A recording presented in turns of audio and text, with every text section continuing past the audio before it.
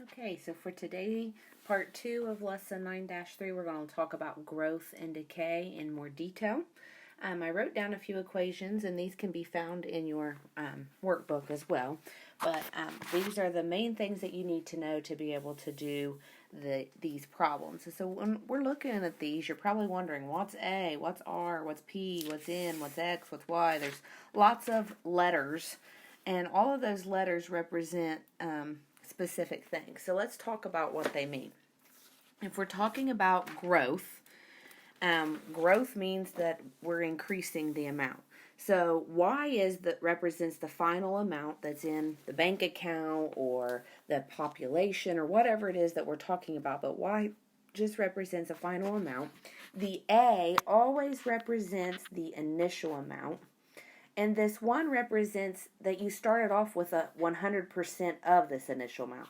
So the 1 represents 100%, and since it's growing, we have to have a plus. And then the R is the rate at which it's growing. So if it's 8%, it's 0.08.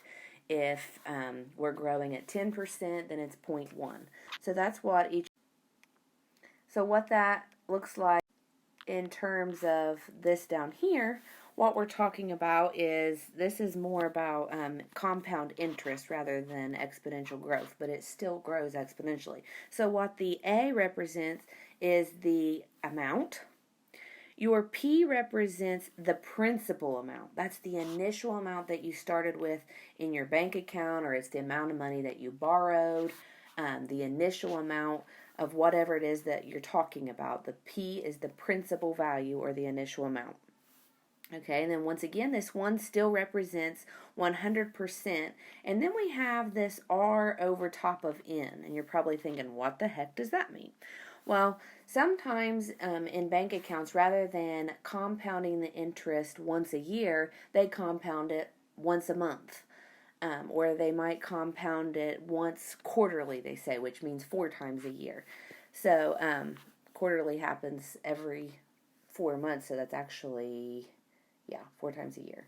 Anyway, so annually means once a year. Semi-annually means twice a year. Quarterly is happening every quarter, every 4 months. So what we're looking at here is we have to take that rate and divide it by the number of times that it's being compounded. And then we raise it to the n times t. So the number of times it's being compounded times the amount of time that has passed. So it's the same thing with the decay, only this time we're minusing rather than adding, because obviously we're not going to keep 100% of what we have. We're taking away this amount from the original 100% that we started with. Okay, moving right along. Maybe.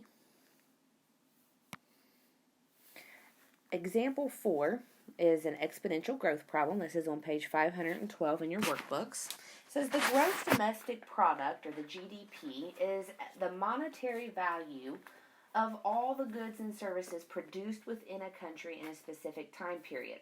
The GDP per capita is this value divided by the population. So they take how many...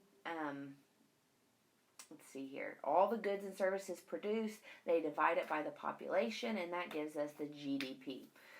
So that really doesn't matter. That's just extra information in case you're wondering how it's happening. What does matter is it says one model says that the GDP per capita in the United States was $13,513 in 1946, and it has increased by 2% every year. So as soon as you see that increase, we know that it's going to be 1 plus the rate. So I'm going to write out my equation here. We have y equals,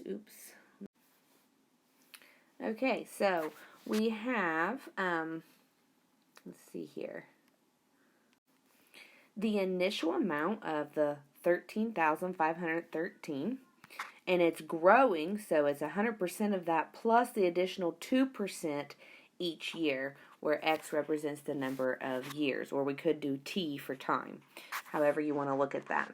So once again, the initial year was in 1946, and the initial GDP was $13,513.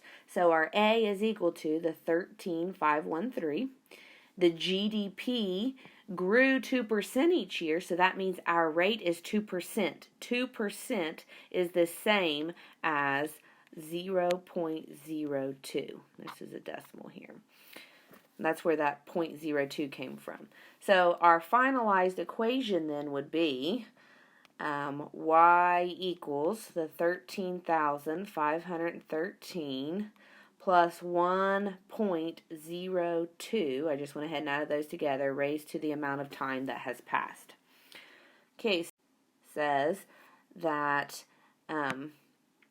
it wants to know, if the trend continues, what will be the GDP per capita in 2016? So we got to do a little bit of math here. How many years have passed from 1946 until 2016? I believe that is 70 years. You check my math for me here. I went the wrong way, didn't I? So 70 years has passed. So that's our amount of time. So we just have to plug that into our equation. Y equals 13,513 times the 100% of that plus the additional 2% raised to 70 years. Now, if you don't have a graphing calculator at home, that's okay. You can get on Desmos. That's what I did. I didn't bring any calculators home with me. So I got on Desmos and plugged these numbers in. And the value then is 54,046, I believe. Let me double check myself here. See how good my memory is.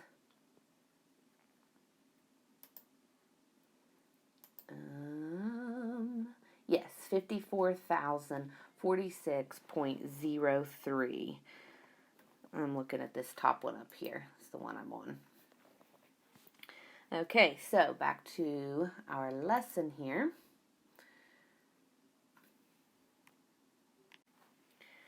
Example 5 says compound interest. It says Maria invests $5,500 into a college savings account that pays 3.25% interest compounded quarterly. So how much money will there be in the account after 5 years? So in your workbook, it's asking you to devise a plan here. It's saying, okay, what is the task at hand? You describe it in your own words and then list any questions that you may have. So what are we trying to do? We're trying to come up with how much money is going to be in her account after 5 years. That's exactly what they ask. So the way that we can figure out this problem is by coming up with a function. So how are we going to approach this task? Well, we should take the information that we know and plug it into our formula for compound interest, growing exponentially, and then use the properties of exponents to simplify. And so then last of all, what is the solution? So now let's figure it out. What do we know? We know that she invests $5,500, so that's her initial amount, that's our A value, into an account that pays 3.25%. So our rate is 3.25.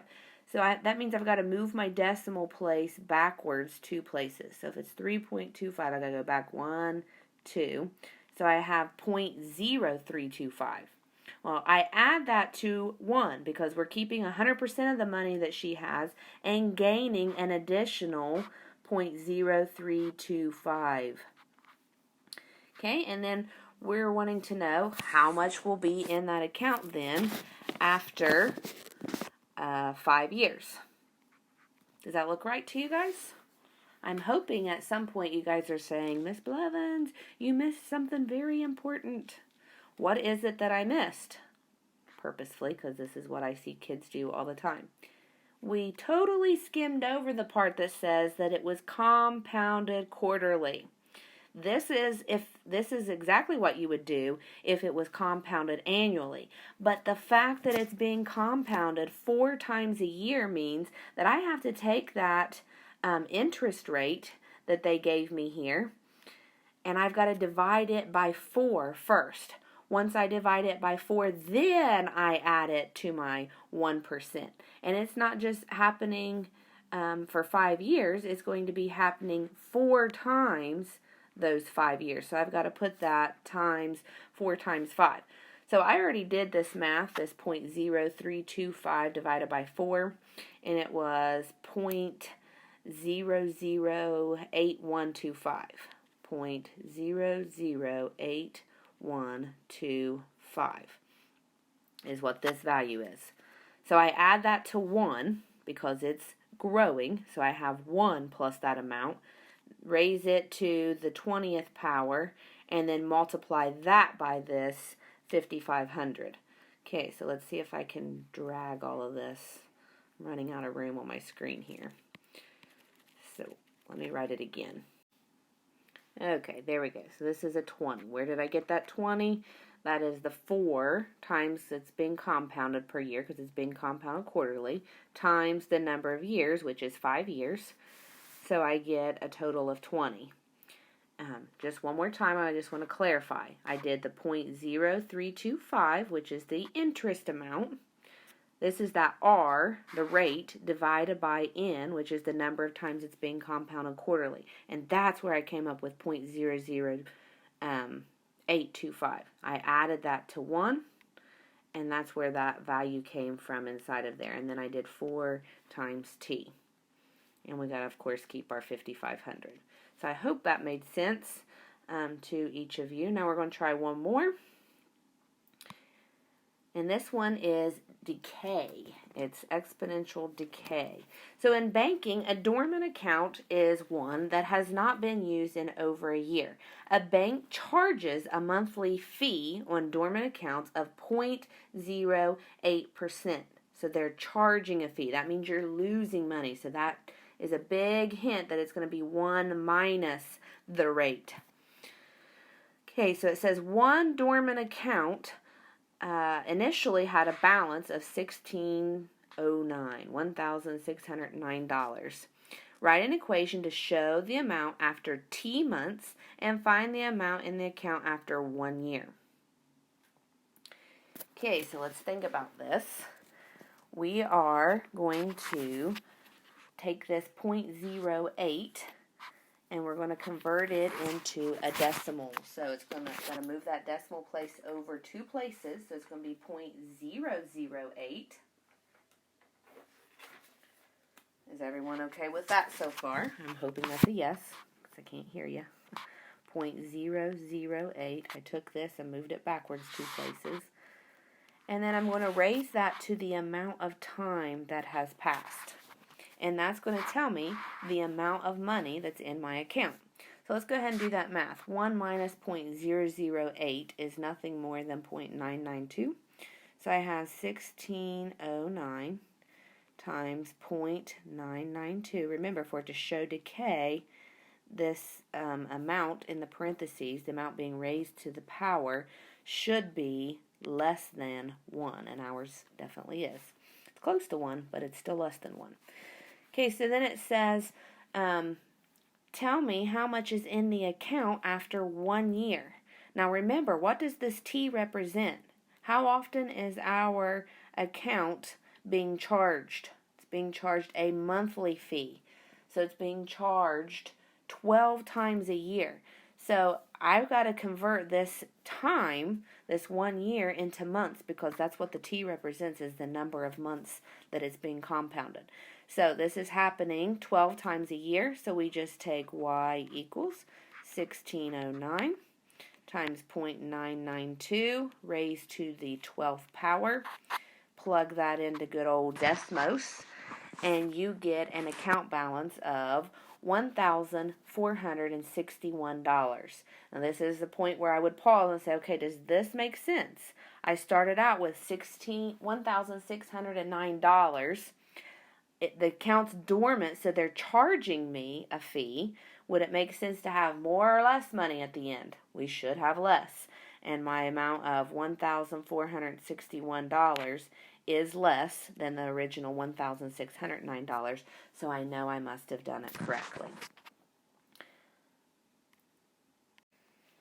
Okay, and the last thing I want to do is give you this exit ticket. As you can see, I've already posted the answers. I'm not interested in the answers. I'm interested in you showing me how to correctly get the answer. So I went ahead and gave you 3 problems. This is your assignment. You have to take a picture and post the picture for me so that I can see a picture of your work. Or you can even type it up on a Google Doc and send me that. I don't care how you send it to me. If it's just a picture of your written work, I just have to be able to read it, and I want to see how you came up with this answer of 391.08. What is the correct way to write an exponential equation for number 1, for number 2, and for number 3 to come up with those answers? All right, that is it, and I will see you guys. Well, I guess I won't see you. I will talk to you later.